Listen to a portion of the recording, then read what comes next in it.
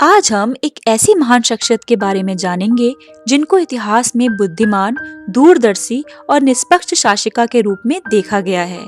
जी हाँ, हम बात कर रहे हैं मालवा साम्राज्य की महारानी देवी अहिल्याबाई होलकर जी की।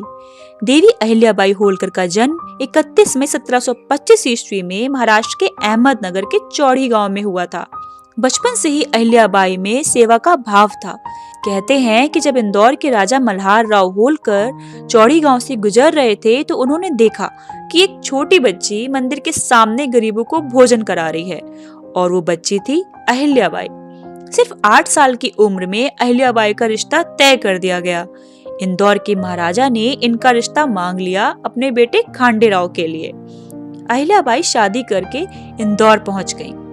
1754 ईस्वी में हुए कुंभेर के युद्ध में इनके पति वीरगति को प्राप्त हो गए। तब अहिल्याबाई की उम्र मात्र 21 वर्ष की थी। उस समय की प्रथा के अनुसार पति की मौत के बाद पत्नी को सती होना पड़ता था। अहिल्याबाई ने इसका विरोध किया और सती होने से इनकार कर दिया। इस निर्णय में उनके ससुर मल्हार राव खांडेकर भी उनके साथ थे, लेकिन विधि को कुछ और ही मंजूर था।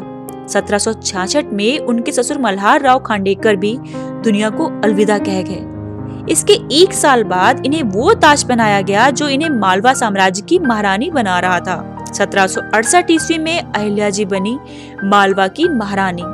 अहिल्याबाई जी को न्याय की देवी कहा जाता था। एक बार की घटना का जिक्र उन्हें लेकर बहुत प्रचलित है। एक बार अहिल्याबाई जी के बेटे मालोजी राव का रथ बाजार से निकला और उस रथ से एक बछड़े की टकराकर मृत्यु हो गई। पर मालोजी राव ने इस घटना पर ध्यान ही नहीं दिया और अपने रथ समेत आगे बढ़ गए। तभी गाय अपने बछड़े के पास पहुंची और बछड़े को मरा हुआ देखकर वहीं सड़क पर बैठ गई। तभी वहां से अहिल्याबाई का रथ गुजरा। वो ये नजारा देखकर वहीं ठिठक गईं।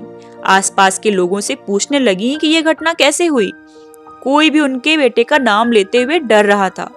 फिर किसी ने हिम्मत करके उन्हें पूरा वृत्तांत सुनाया। अहिल्याबाई इस बात से क्रोधित होकर सीधे अपने घर पहुंची। वहां उन्होंने अपनी बहू को बुलाया। उन्होंने अपनी बहू से पूछा कि अगर कोई माँ के सामने उसके बेटे की जान ले ले तो जान लेने वाले को क्या दंड मिलना चाहिए। उनके इस सवाल पर उनकी बहू मीनाबाई ने कहा कि ऐसे आदमी को तो मृत्यु दंड देना चाहिए। बहू की बात सुनकर अहिल्याबाई जी ने यह ऐलान कर दिया कि मालोजी राव के हाथ पैर बांध दिए जाएं और उन्हें ठीक वैसे ही रथ से कुचलकर मृत्यु दंड दिया जाए जैसे गाय के बछड़े की मौत हुई थी। अहिल्याबाई के इस आदेश से सभी एकदम सहम गए।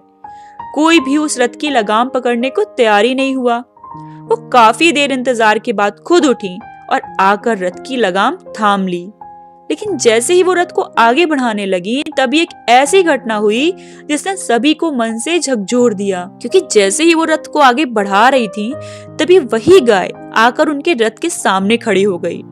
उन्होंने उस गाय को रास्ते से हटाने के लिए कहा, लेकिन वो बार बार आकर रथ के सामने खड़ी हो जाती। इस घटना से प्रभावित दरबारी और मंत्रियों ने कहा कि आप इस गाय का इशारा समझिए, शायद वो भी यही चाहती है कि किसी और के बच्चे की उसकी माँ के सामने जान ना जाए।